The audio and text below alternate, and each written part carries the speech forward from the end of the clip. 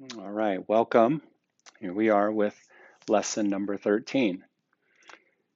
And Lisa and I both, we're just being really raw here. And we're both showing up with, uh, with our yoga and with our work. And as we mentioned a little while back, I think we mentioned in one of the lessons that Lisa has uh, her dear, probably best friend. Our pets become our best friends. Um, was sick and on the end of its life, and at the age of what, 14? Yeah, 14. So that's a long time for a puppy dog. And so today she came in, she said, I didn't want to come. I just wanted to call you this morning and say, not going to be here all week because I've realized I have to put my Bodhi, I have to put Bodhi down. And so if you have ever had a pet, or a dear loved one, which not many of us make it through this lifetime without that kind of special relationship, then you know what we're talking about. You know this feeling, and we talked about what teachers of love these loved ones represent. But we decided to go ahead and have this lesson today, and hopefully stick through the week and apply the lesson to the dilemma. That's our yoga. That's our practice, is whatever it is that shows up in our lives, the lesson for the day is applied to it. If you're following along and reading the material, it will suggest, number one, there's the practice. We just sit in this moment and practice with what comes up. But then throughout the day, we're challenged. As challenges come along, we then also apply the lesson. And so it takes courage, especially with a lesson like this. So why would a lesson show up is the wrong question to ask. The question is, what is this lesson for today? Dealing with this deep sense of loss. And the lesson is, a meaningless world engenders fear.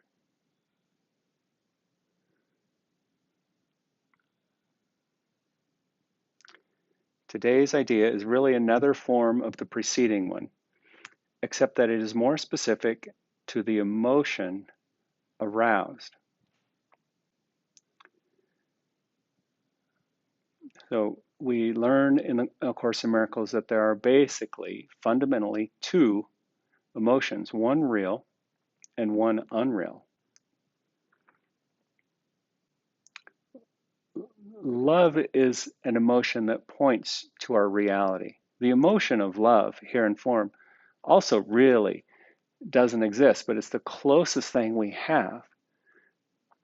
It says forgiveness is an earthly form of love. So it's really forgiveness that points us to the lasting, the everlasting true love we share in heaven or in spirit.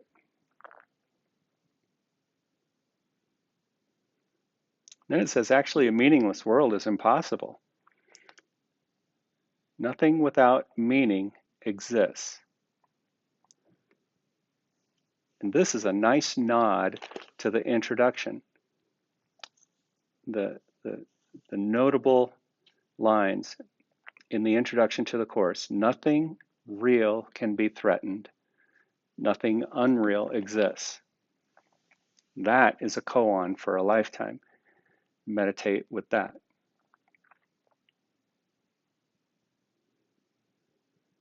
It says it does not follow that you will not think you perceive something that has no meaning, or you will be particularly likely to think you do perceive it, that you do perceive a world with meaning. A lot of words.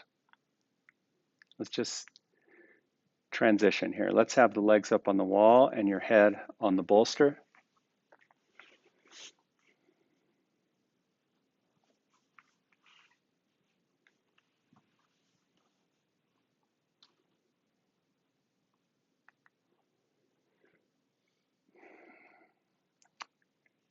And today, let's wrap the elbows around the ends of the bolster. Yeah. And maybe for some of you, if there's freedom in the shoulders, the hands will slide under the bolster a little bit. What we don't want is the elbows coming down here like this. We'd rather go up and broad around the end of the bolster or simply out toward a T shape. Experiencing the shape, letting your body rest here. Slowly turn your head to the right.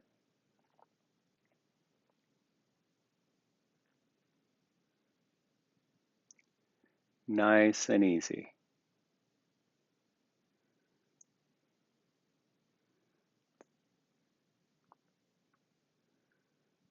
Here in this moment, we're going to take care of Lisa as a reflection of the timelessness of taking care of all.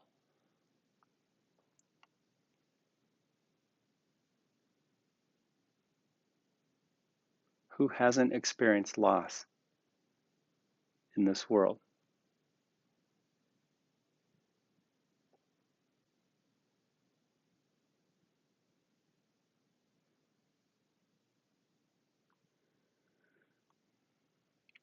What a precious moment to have this deep, deep sense of loss.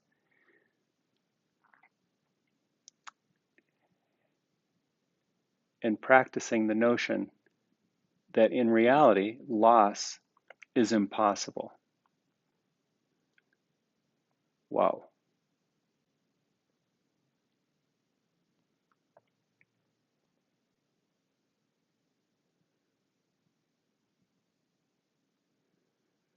And then if we really apply the lesson, slowly turn your head through to the left.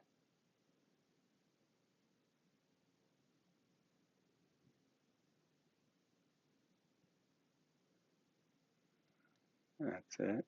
Just feel the turn. Increase the turn to the left a little bit and then rest again.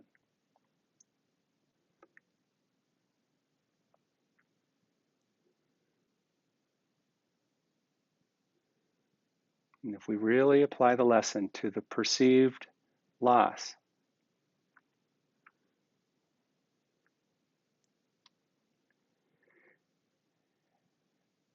then we could say a meaningless world engenders a sense of loss.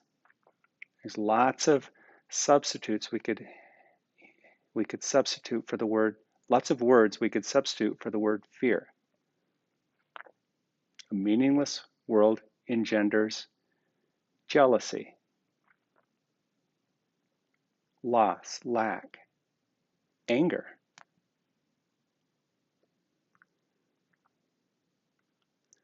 And so the ego is quick to jump in and assign a value. Now that's pretty heady, especially when you're in the thick of the emotion of loss.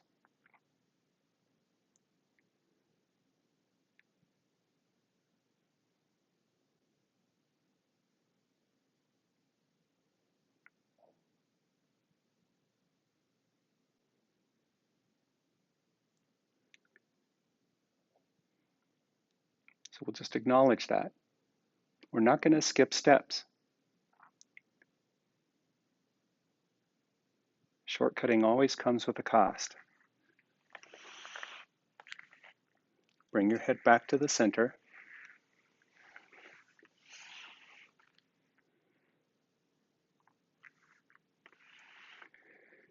And gently bring your arms to your sides.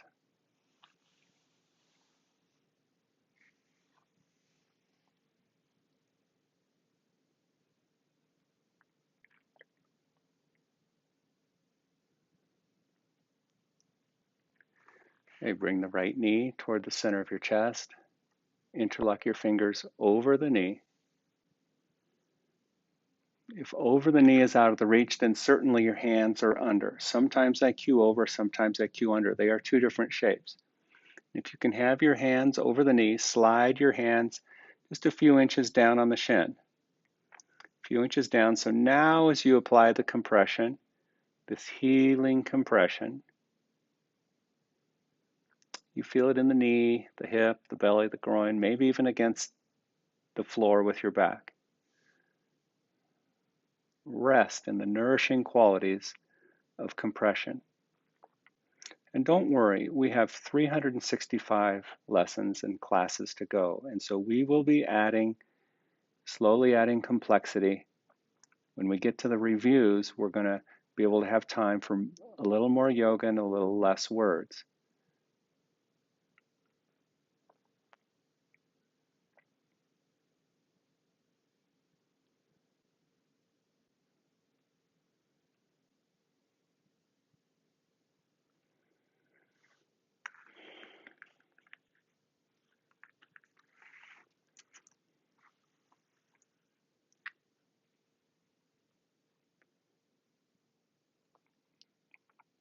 Now add just the proper amount of pressure, nourishing pressure to maximize your internal experience. To some degree, we're all dealing with a sense of loss. If we're in this world, we're dealing with some form of loss.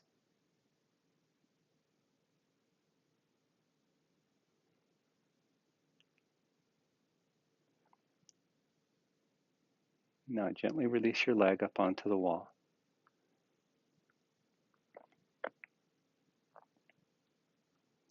And bring the left knee toward the center chest.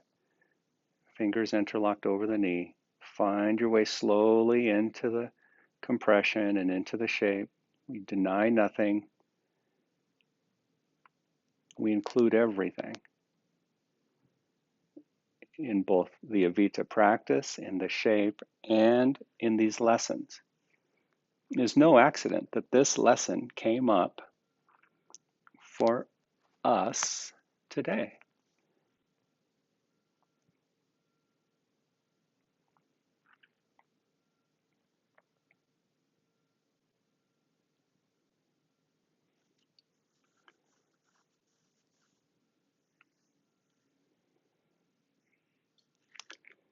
And then it says the recognition of meaninglessness arouses intense anxiety in all the separated ones.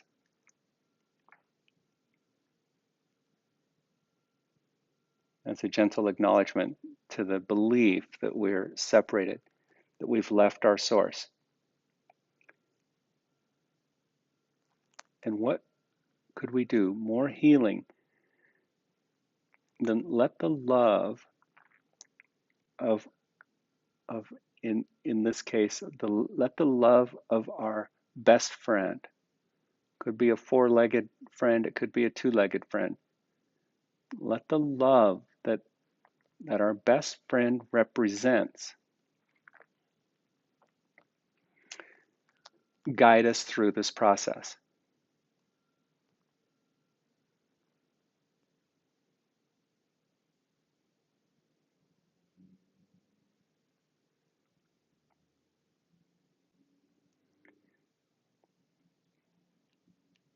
That would be assigning healing meaning, healing purpose to the meaninglessness of this perceived loss or death. Love can't be threatened. Love is available for all, and love is eternal. There's nothing in this world like that.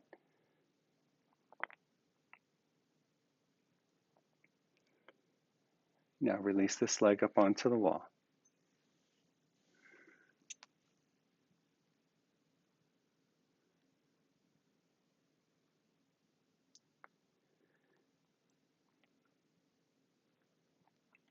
And then remember the strap work. I'll just have you open your strap up and bring it around the arch. Now it's the arch, halfway between the heel and the ball of the foot. Your heel goes to the wall, your hands high, your head supported nicely. Your foot can be relaxed. The knee extended with the least amount of effort. Slowly bring the heel off the wall. That's it. The stamina will develop in your hands. So let your hands complain a little bit. They're going to be fine. Drop the shoulders. The arms are heavy. The knee extended with the least amount of effort. See if you can practice letting your foot and toes relax. If necessary, let your heel go back toward the wall. The knee must be quite straight. We want to access the bones. We want to let the tissues just slip away, and you begin to identify with the core quality of your right leg down into the hip.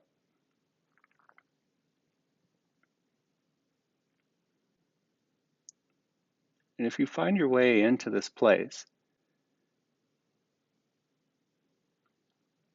you'll want to stay there because it really has a nurturing quality. It's usually the hands that require us to come out of the shape sooner than later. And if that's the case, just bring your heel back to the wall and rest. Try not to shake your hands out.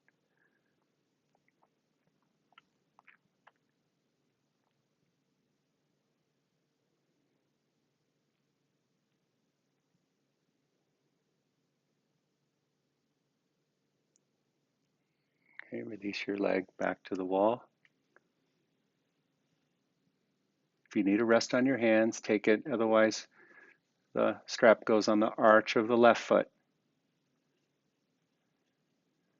Shoulders dropping, knee extending, foot and toes relaxed, ankle relaxed. Slowly bring your heel off the wall. Yep, and adjust your hands up. Let the shoulders and arms hang from your working hands and fingers.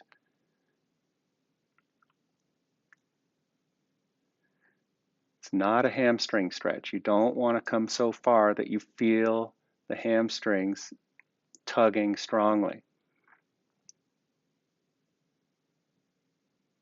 We're trying to get past the muscles, past the soft tissues to the depth of the bone.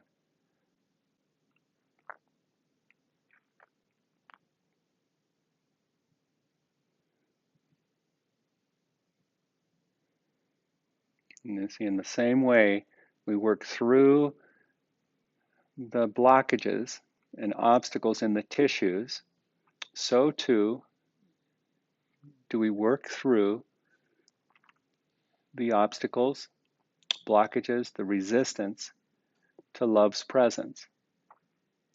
See, love would look on the loss and smile and rejoice, knowing there is none. That in truth, we cannot leave shared oneness.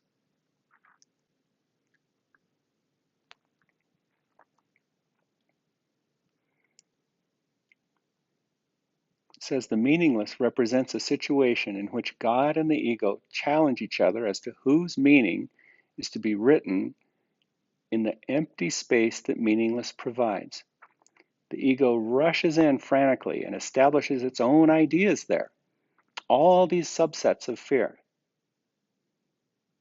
including loss, loneliness, separation, all that the void would otherwise be used to demonstrate in its own impotence and unreality.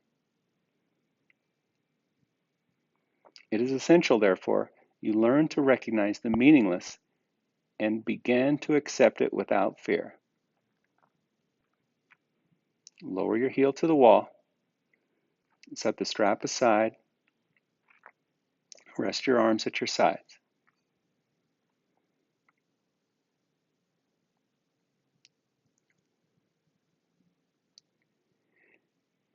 If you are fearful, it is certain that you will endow the world with attributes that it does not possess and crowd it with images that do not exist.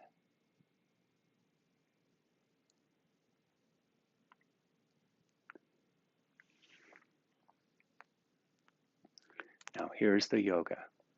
That's a powerful sentence. I'll read it again in a moment.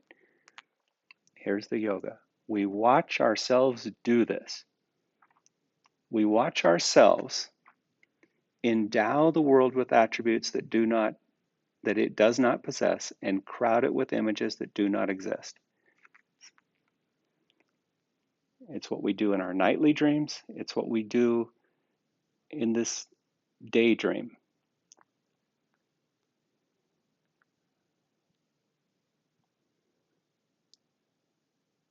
There's comfort and reassurance knowing that even as we do it, that it's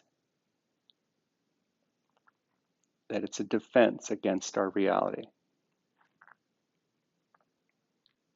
We smile upon that.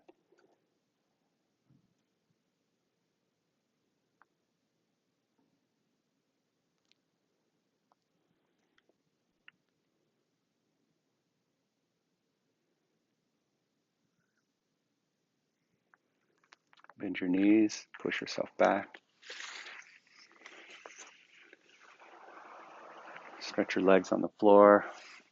Have a moment when you're ready. Push yourself up and finish your practice.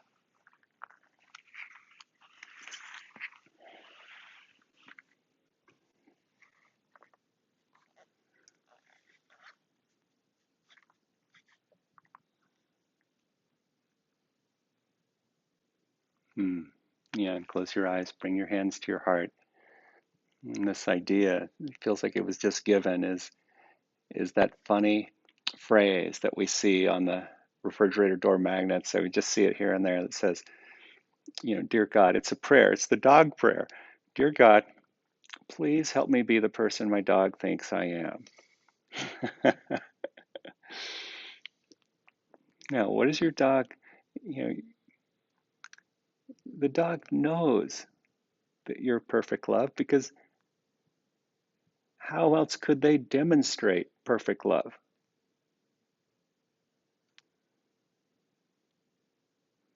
Make our pets, make our loved ones whole and happy by demonstrating wholeness and happiness, and knowing all we share is the love and the light. Of course, a meaningless world engenders fear. Of course, we'll slip past that to the love and light we share. Namaste.